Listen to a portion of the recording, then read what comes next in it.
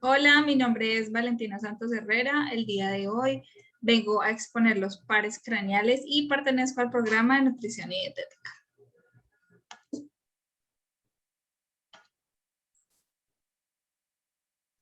Bueno, en cuanto a la introducción, pues se denominan pares craneales o nervios craneales a los componentes del sistema nervioso periférico que en número 12 a cada lado emergen del tronco cerebral. Si bien para algunos autores el nervio olfatorio ni el óptico deberían incluirse en el sistema nervioso periférico, ya que estos se consideran como extensiones del cerebro. Entonces, estos pares craneales se dividen en tres clasificaciones. 3 sensitivos, 5 motores y 4 son mixtos. En los sensitivos encontramos el par 1, el par 2 y el 8. Los motores son los pares 3, 4, 6, 11 y 12. Y los pares mixtos son el 5, el 7, el 9 y el 10. Podemos distribuir los pares craneales en 4 grandes grupos, que son el cerebro medio, el mesencéfalo, la protuberancia y el bulbo. Bueno, entonces tenemos el primer par, que es el par o el nervio olfatorio. Este nervio, como ya lo decíamos, es una extensión especializada del cerebro, siendo la única vía sensorial que alcanza la corteza sin hacer sinapsis en el tálamo. Este básicamente recoge la sensibilidad olfatoria de los receptores de la mucosa nasal y la lleva o la conduce a través de sus axones. En cuanto a la exploración, pues es una exploración muy sencilla. Esta no suele realizarse en un examen de rutina, más bien se realiza cuando hay sospecha de alguna lesión de este nervio. Esta exploración consiste en determinar si el paciente percibe ciertos olores o ciertas sustancias conocidas. En este caso, pues yo utilicé el café y el jabón líquido. También pueden utilizarse sustancias como la canela, el chocolate, el jabón, el café, bueno, sí. ¿Qué sucede cuando se utilizan ciertas sustancias o como lo conocemos como sustancias de olor áspero, como olor amoníaco? Estas no se deben utilizar en la exploración, ya que estas estimulan las terminaciones intranasales sensoriales de dolor del quinto par craneal, entonces se puede llegar a confundir. Para evaluarlo, como ya lo decíamos, hacemos que el paciente cierre los ojos y la boca y por medio de, con sus dedos, obstruye una de sus narinas o de sus fosas nasales y simplemente inhala cuando se le acerca el objeto. Entonces, de esta manera, percibe algún olor. No consideramos que hay como tal una patología, un daño, si no logra identificar el olor, más bien debe percibirlo. Bueno, ahí se está realizando la exploración del primer par craneal. Otra cosa para recalcar es que este se debe realizar en cada fosa nasal por separado. No se puede poner como tal el producto que vamos a percibir en las 2 fosas nasales. Bueno, continuamos con el nervio óptico o el segundo par craneal. Este junto al nervio olfatorio constituyen una extensión del sistema nervioso central. Este conduce los impulsos visuales desde la retina hasta el córtex occipital. Entonces, sus procesos centrales hacen sinapsis sobre las células ganglionares en la superficie vítrea de la retina y pasan a través del disco óptico fuera del globo y forman como tal el nervio óptico. En cuanto a la exploración, pues yo utilicé una plantilla por medio de un medio audiovisual, ya que no tenía la plantilla que se utiliza en esta exploración, que es una que se pone en la pared. Entonces, básicamente uno le pide al paciente que lea lo que se encuentra en la plantilla mientras tiene un ojo, mientras se tapa un ojo con la mano. Esta plantilla, el medio se debe poner a cierta distancia a cierta distancia recomendada, que generalmente son 6 pulgadas o 18 centímetros. En ella se evalúa la visión periférica del ojo y pues también se puede explorar el nervio óptico comprobando los campos visuales utilizando el dedo y moviendo este desde un campo inferior, superior y lateral. Otra cosa para recalcar, se debe realizar en cada ojo. No se puede realizar en ambos al mismo tiempo.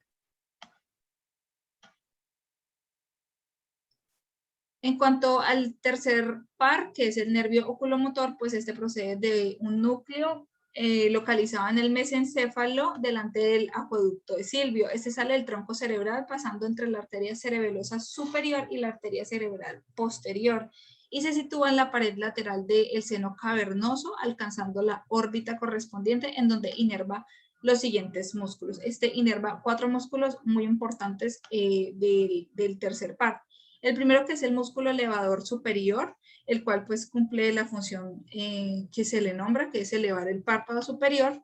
El músculo recto superior, que nos permite mirar hacia arriba, el recto inferior, que nos permite mirar hacia abajo, el recto interior, que nos permite girar el ojo haciendo un movimiento de aducción, y el oblicuo inferior nos permite girar el ojo hacia una dirección lateral, que podríamos decir que es como una vista diagonal. Así también, pues este nervio tiene fibras parasimpáticas e inerva el músculo constrictor de la pupila, lo que genera la miosis y permite la acomodación del cristalino. Para la exploración de este par, pues básicamente se evalúa el reflejo del paciente, se deben atenuar todas las luces que hayan en la habitación y se utiliza una linterna médica. Yo no realicé esta exploración ya que no contaba con este implemento y se va ubicando, se va moviendo la luz desde la periferia hacia el exterior del ojo y se realiza en un ojo. Entonces se va anotando cada respuesta y se puede describir el tamaño de la pupila en milímetros. Utilizar como aspectos como pequeño, grande para describir la pupila, son cosas muy subjetivas, por lo tanto se deben hacer en milímetros. Además, se debe verificar si el párpado cae sobre la pupila y que no se incline.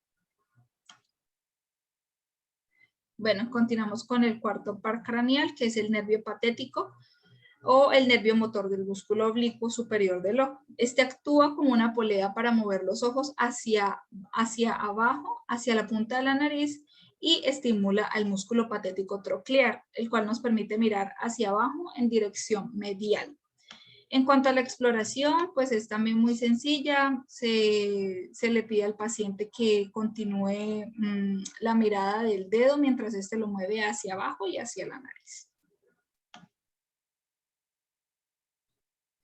El quinto par, que es el nervio trigémino, pues este es el par craneal de mayor grosor. Básicamente recoge la sensibilidad facial, incluida la mucosa nasal, bucal, y este es el nervio motor de la musculatura de la masticación.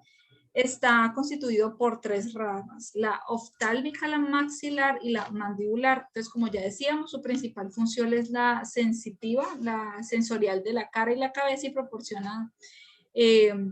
proporciona el control motor a los músculos de la masticación, principalmente el músculo temporal, el macetero, el músculo perigoideo interno y externo.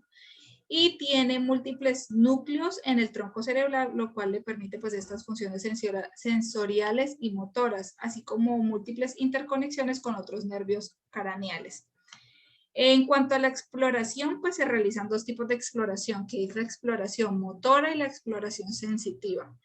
En la exploración motora, pues básicamente se le pide al paciente que realice como una contracción de la mandíbula simulando la masticación, y uno va tocando tocando los músculos maceteros. Además, también se evalúa la función motora de los músculos temporal mediante la apertura de la mandíbula y el movimiento lateral de esta misma. En cuanto al examen de la función sensitiva, pues En este caso, yo utilicé un hisopo para tocar diferentes áreas y el paciente debía ir indicando qué áreas se le iban tocando. Las áreas se van explorando en cierto orden, que son la frente primero, la mejilla y luego la mandíbula. También se pueden estimular áreas como la sensibilidad dolorosa con un alfiler o la térmica con un algodón o algo que esté frío, un paño de agua fría. Bueno.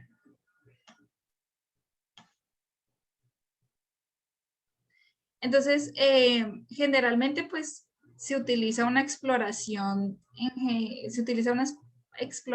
para estos tres pares, el par 3, el 4 y el 6, como ya lo nombramos, y básicamente es pedirle al paciente que se tape un ojo y que siga el dedo. Generalmente se va haciendo un cuadrado o una H, y la otra exploración es pedirle al paciente que siga el dedo, pero sin mover la cara. Entonces, pues uno provee como esa estabilidad.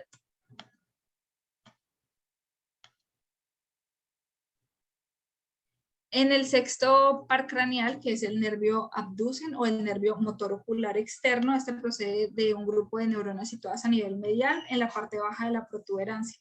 Este estimula el músculo recto lateral y nos permite girar hacia afuera en dirección lateral. También tiene una función parasimpática que estimula la secreción de las glándulas lagrimales. Y en cuanto a la exploración, pues ya se pueden realizar o las que veníamos nombrando o se puede realizar una diferente exploración y se le pide al paciente que intente mirar hacia cada oreja y que siga los dedos a través de ciertos campos cardinales de la mirada. Otra técnica sencilla, que era como la estábamos nombrando, es realizar una X en el aire y luego dibujar una línea horizontal a través de ella. En esta se intenta observar e identificar si el paciente tiene nistagmo o contracciones nerviosas en el ojo. Bueno, entonces continuamos con el séptimo par craneal, que es el nervio facial. Es uno de los más complejos y tiene una gran variedad de funciones. En cuanto a la función motora, pues este estimula los músculos faciales, controla la expresión facial, que comienza como un tronco y emerge como glándula parótida, como 6 ramas. En cuanto a la función sensitiva, este se encarga de los 2/3 anteriores de la lengua, y tiene fibras gustativas y parasimpáticas. Entonces, el nervio facial es el único nervio o el único par craneal que puede mostrar un realce después de un contraste en las estructuras faciales. Como ya lo decíamos, tiene 2 raíces principales, el 70% son motoneuronas del núcleo facial y el 30% son fibras sensitivas y autonómicas que forman el nervio intermedio o nervio de Grisberg. En cuanto a la exploración, pues también es muy sencilla. Se le pide a la exploración motora, se le pide al paciente que arrugue la frente, que sonría, que intente sacar la mandíbula, que alce las cejas o también que intente cerrar bastante los párpados y uno intenta abrirlos, que infle las mejillas, que frunza los labios, que muestre los dientes. Bueno, son varias formas de hacer la exploración motora. Y mientras realiza estos movimientos, uno debe estar analizando la simetría facial del paciente, o sea, que ambas partes de la cara se muevan de la misma manera mientras realiza estos movimientos, que se muevan simétricamente. También se puede evaluar la búsqueda de reflejos de parpadeo corneal y oblicuar de los ojos o reflejos como de amenaza. Y en cuanto a la función sensorial, pues este consiste en el gusto en los 2/3 anteriores de la lengua, aplicando sustancias saladas, dulces o ácidas en la parte anterior de la lengua, pero manteniendo tapada la nariz.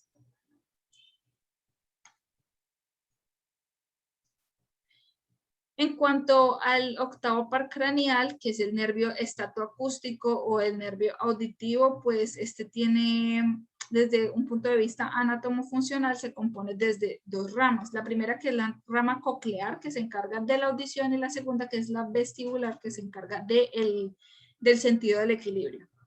En cuanto a la exploración, pues puede explorarse susurrando palabras al oído del paciente, pidiéndole que las repita, frotándole con el dedo índice y pulgar ambos pabellones auditivos. En este caso, pues yo intenté realizar otro tipo de exploración que consiste en intentar perder al paciente, en intentar perderlo, estimulando con los dedos para que produzca algún sonido, y uno se tapa la boca y que él intente escuchar las palabras que uno está diciendo y que las repita.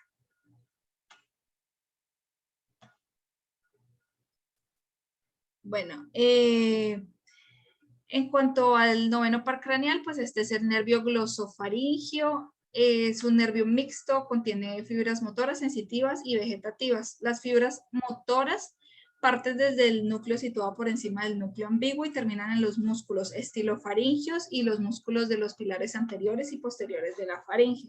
Estos son los músculos relacionados con la deglución, y además inerva el músculo estilogloso, que se encarga básicamente del movimiento de la lengua. En cuanto a las fibras sensitivas, pues reciben los estímulos gustativos del tercio posterior de la lengua y reconocen sabores amargos. Esto es por el contrario del nervio facial. Este es el tercio posterior de la lengua, no los dos tercios anteriores. Y recibe sabores amargos, no dulce, ni ácido, ni salado. En cuanto a las fibras parasimpáticas, pues estos componen un arco de reflejo de la salivación e inervan la glándula parótida. El décimo par craneal, o el nervio neumogástrico, tiene una función sensitiva y motora en las vísceras y participa en los procesos de deglución, respiración, fonación y los procesos de audición. Ese también es llamado el nervio vago. Entonces, las fibras motoras se dividen en fibras somáticas y fibras viscerales. Las somáticas surgen desde el núcleo ambiguo y inervan los músculos, como ya lo habíamos nombrado, de la faringe y el palatogloso, pero en este caso serían los músculos estriados de faringe, palatogloso, lengua y laringe. Y las fibras motoras viscerales pertenecen al sistema nervioso autónomo y activan los músculos lisos traqueales de los bronquios, el esófago y la parte del tubo digestivo. En cuanto a las fibras sensitivas somáticas, se dividen en somáticas y viscerales también. Las somáticas pues reciben la sensibilidad del conducto auditivo externo, la sensibilidad de la dura madre de la fosa posterior, y las viscerales reciben la sensibilidad de la faringe, la laringe, la tráquea, el esófago, de las vísceras torácicas y de las vísceras abdominales.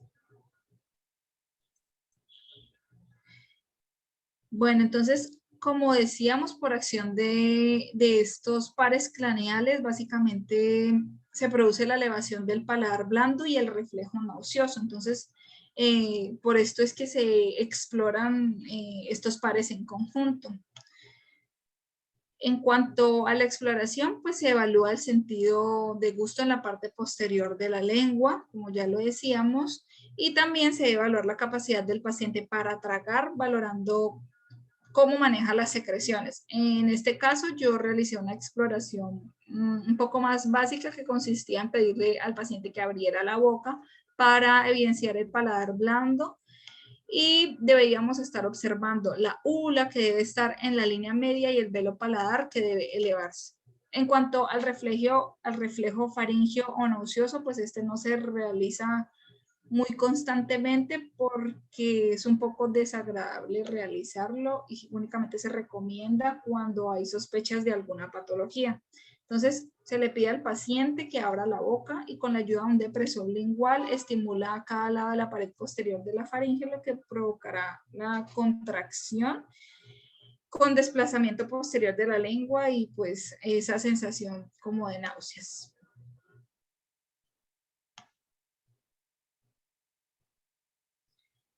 Entonces el par craneal 11, que es el nervio espinal, este se compone de una parte craneal y una parte espinal. La parte craneal la conocemos como un segmento accesorio y es la más pequeña de las dos. Y la parte espinal pues surge de las células del cuerno ventral en el cordón entre C1 y C5 del plexo cervical. Entonces las fibras emergen del cordón lateralmente entre las raíces nerviosas espinales anterior y posterior para formar un solo tronco que asciende al cráneo a través del foramen magno. Este nervio estimula los músculos del cuello, principalmente el esternocleidomastoideo, que nos permite los movimientos para girar e inclinar la cabeza, y el trapecio para elevar y bajar los hombros.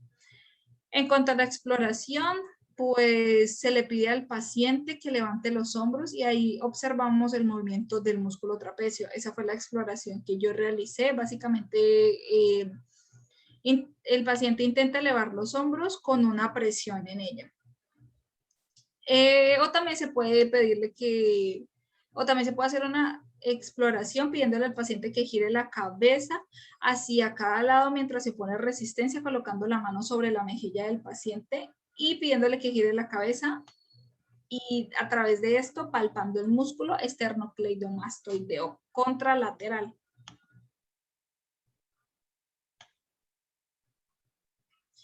Y para finalizar, pues tenemos el 12º par craneal o el nervio hipogloso. Este es un nervio motor cuyo núcleo se localiza en el suelo del cuarto ventrículo y emerge del cráneo a través del canal del hipogloso, dirigiéndose hacia la lengua para inervar su musculatura.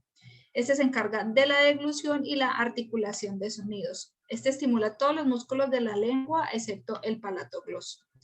La exploración pues también es muy sencilla, simplemente se le pide al paciente que saque la lengua y uno se percata de que la lengua esté posicionada en la línea media. Además, pues también se observa si el paciente presenta algún problema al comer, al tragar o al hablar. Gracias.